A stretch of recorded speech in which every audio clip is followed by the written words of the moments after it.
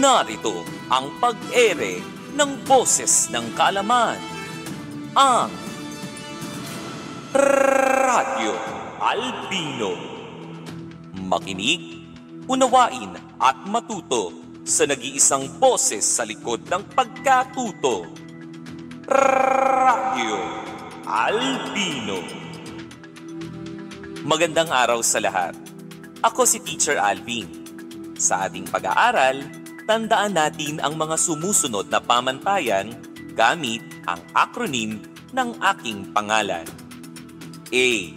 Aralin ay unawain. L.